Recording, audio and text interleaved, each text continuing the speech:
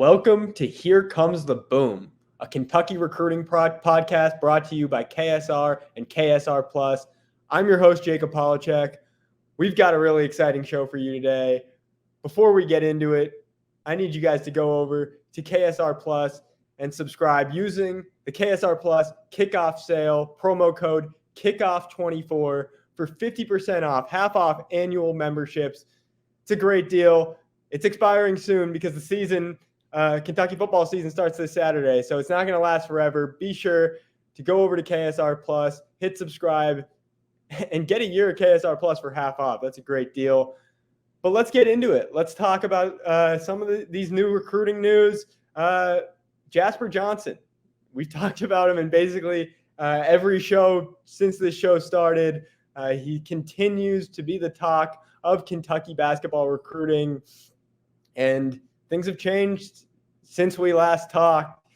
Kentucky has all the momentum heading into his commitment, and now we actually have a date for that commitment, September 5th at Woodford County High School, not far from Lexington. I think that's a good sign for Kentucky. I put in an RPM in On3's recruiting prediction machine saying I think Jasper Johnson is going to Kentucky, and I continue to believe that. Kentucky has turned up the heat lately. Alabama, I told you a few weeks ago that they were fading. It looks like they've faded, and Kentucky has all the momentum. I'm not ready to say it's a done deal yet. You never know what could happen in recruiting, but I like where Kentucky stands with this. And you know Jasper, he's one of the top guards in the country. He's now going to be at Overtime Elite. He's, I believe, On3 has him as top 25 in the country, but the industry ranking's even higher, number 11 in the country. So stay tuned to his decision. We'll have a lot of boots on the ground at Woodford County for his announcement. But like I said, I like where Kentucky stands, and that would give Kentucky 2 commits in the 2025 class, 2 in-state guys with Malachi Moreno and Jasper Johnson. That's exactly how you want to start off a recruiting class if you're Mark Pope, especially your first real recruiting class. And then we've got some other guys that they can look at once they have a couple guys in the fold. But one of those guys, Nate Ament, let's talk about him, 5-star player. He was supposed to visit I believe it's yesterday now on October 28th, and he canceled that visit. I believe the wording was postponed, so they are opening the possibility that he could visit.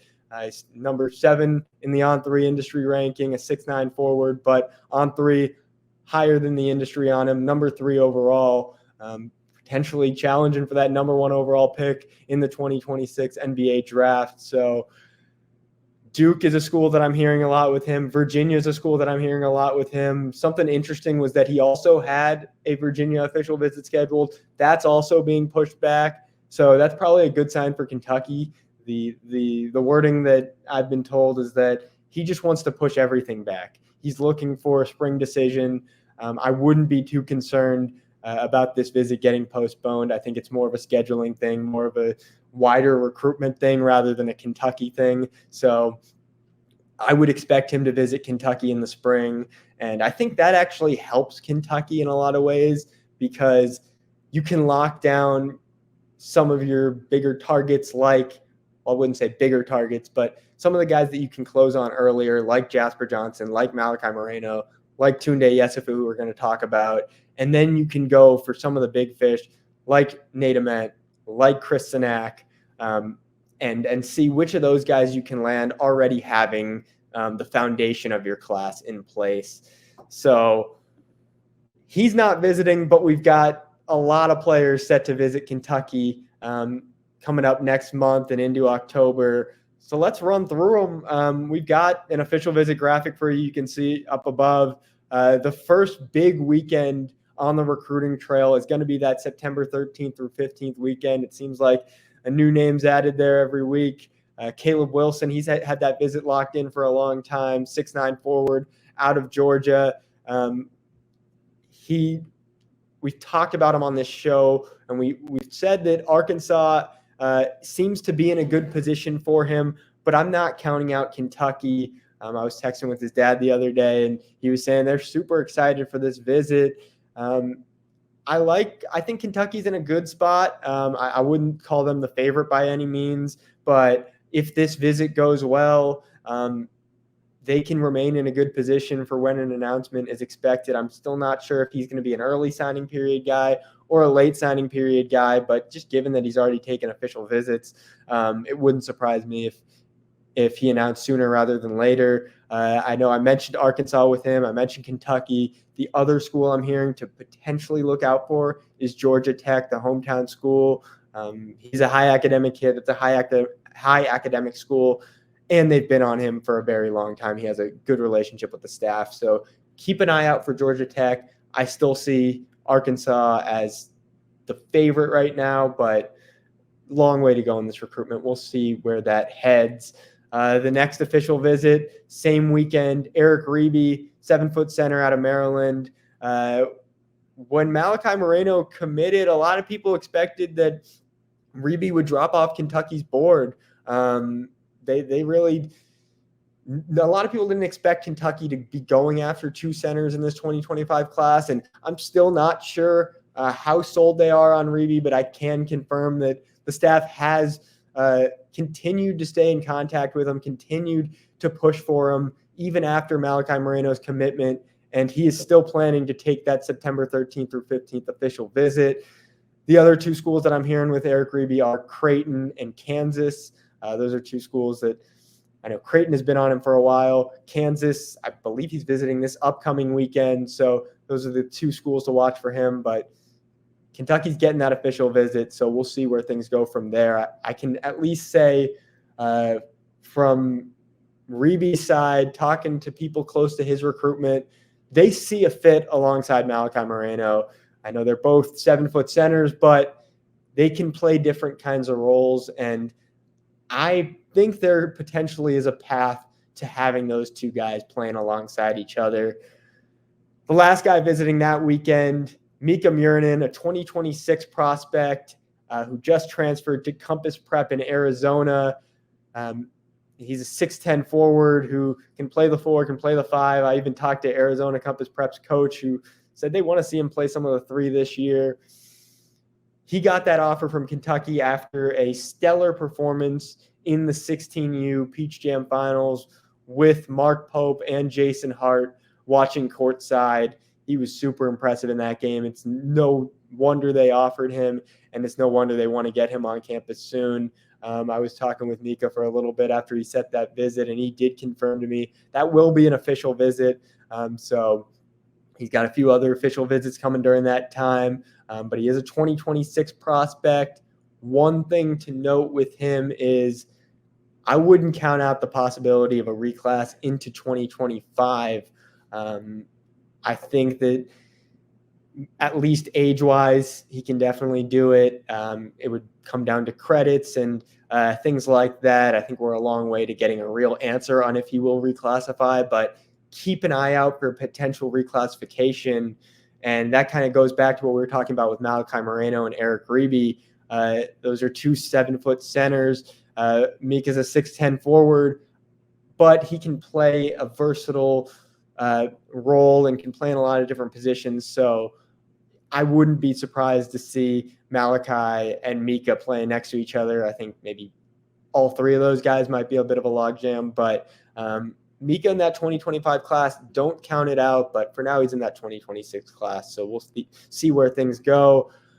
We had some big news on Wednesday when Mikal Brown Jr., 5-star guard out of DME Academy in Florida, he said in his official visit to Kentucky for September 27th through 29th. He's a 6'3 point guard. So obviously Jasper's recruitment is something that their people are keeping an eye on. Talking to people close to Mikal's recruitment, they believe that there is a fit between Mikal and Jasper. They played together with Team USA over the summer, and it worked out there. So why wouldn't it work out here? But the staff has not talked to the family yet about how that would work or if they're going to continue to pursue if Jasper commits. But they locked in this official visit. So, and this official visit is obviously after Jasper's announcement. So keep an eye on that. The schools that I'm hearing with him, Louisville continues to be a school I hear. And Ole Miss is another school that's been involved for a while. So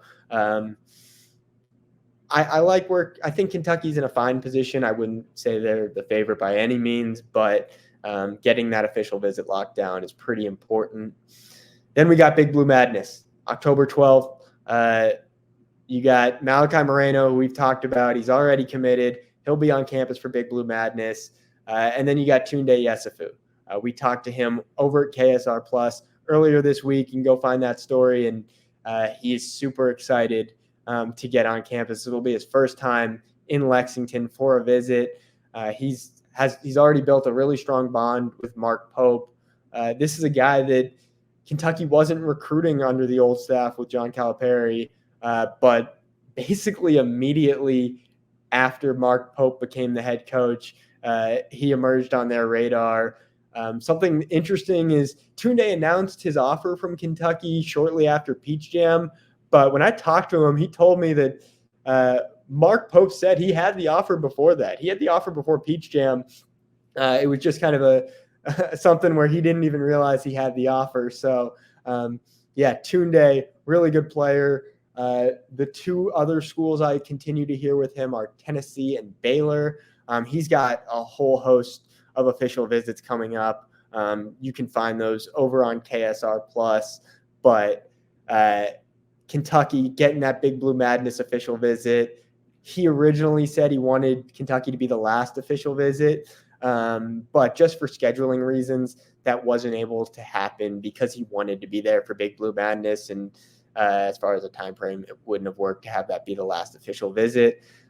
He's still looking at a decision sometime in between November and January. So maybe early signing period, maybe a little bit after that. So stay tuned to that. And the last official visitor that we have locked in is Braylon Mullins, 6'4" guard out of Indiana. He's a guy that we've talked about on the show with Malachi's commitment being a big factor in getting Braylon Mullins. They were AAU teammates with Indiana Elite, have a very close bond. Outside of Jasper, Braylon was the first person that Malachi mentioned after his commitment to Kentucky. So I know that Malachi's working on that. The real question will be if Jasper commits, does that impact Braylon's recruitment? Does that impact where Kentucky stands? I'm of the belief that they could play together. I think OTE sees Jasper transforming into more of a pure point guard role. I know Kentucky kind of views him as a 1 and a 2 combo guard, while Braylon is kind of more of a 2. So I think they can play together. It's just a matter of what happens next after Jasper makes his decision. And that's everyone that has set official visits to Kentucky. I think that's really the main majority of visitors that we're going to see for the fall. I'm sure there are going to be a few more names added, but I don't expect to see a lot more official visitors. I know there are a few other names. Braden Burries, his recruitment's been super quiet, but we'll see where that stands. But let's talk about some of these guys with On3's national recruiting analyst, Jamie Shaw. Welcome back. I'm now joined by On3 national basketball analyst, Jamie Shaw, to talk some recruiting, talk about Kentucky 2025 recruiting class and some of the guys they're going after. Jamie, thank you for joining me today. Man, Jacob, I always appreciate coming on your show. Well, since we last talked, there was some exciting news with Kentucky landing Malachi Moreno. They've got Jasper Johnson, who's set to make a decision soon. It seems like Kentucky, Alabama, and UNC are the 3 schools vying for him. I want to ask you about this 2025 recruiting class in regards to Kentucky. If they are to land Jasper Johnson, what do you think that means for Kentucky's 2025 recruiting class? Well, I think it's an interesting factor because Malachi Moreno, Jasper Johnson, they're both Kentucky kids. It's not every single cycle that Kentucky has top 100, top 150 type players. So to be able to land 2 top 25 guys from the home state of Kentucky, I think is huge. Looking at what they've been able to build in recency with Reed Shepherd coming in and the success he had. Now you have Travis Perry, and then you have Trent Noel on the roster right now. Then to continue that forward with Malachi Moreno, Jasper Johnson, they're able to get these top 150 type players, and in Jasper and Malachi's case, top 25 type players to build and compete in the SEC. I think this is huge wins for Mark Pope and his staff. Throughout the process, as we all know, recruiting is incredibly fluid. But each of these players had other schools, other big-time programs that led for them throughout the process. And Pope was able to come in and close, get things done at kind of the final hour, and keep the talent in his backyard. So looking at it from that aspect, I think it's massive. Then you look at it from the overall totality nationally, the blue blood, 2 top 25 guys, regardless of where they're from, to get kickstarted. There's only 29 players right now in the 2025 On3 150 in the industry ranking that are committed.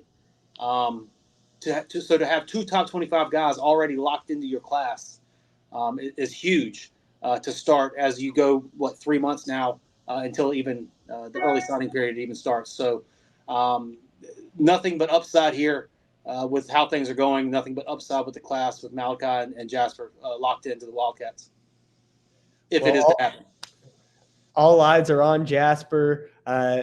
If he is to commit, then we'll kind of start looking towards the later in the fall and the winter. One guy that's set to visit, taking an official visit in October for Big Blue Badness, is Tunday Yesu. What stands out to you about his game? It's the production. Quite simply put, no matter whether he's playing in high school, whether he's playing in an elite camp setting, whether he's in AAU, he always produces. His motor is probably the attribute that you walk away talking about the most. It puts him in position to make positive plays for the team. It helps him on defense, able to guard multiple positions up and down the lineup. It helps him on the rebound, both offensive and defensive, extending and ending possessions.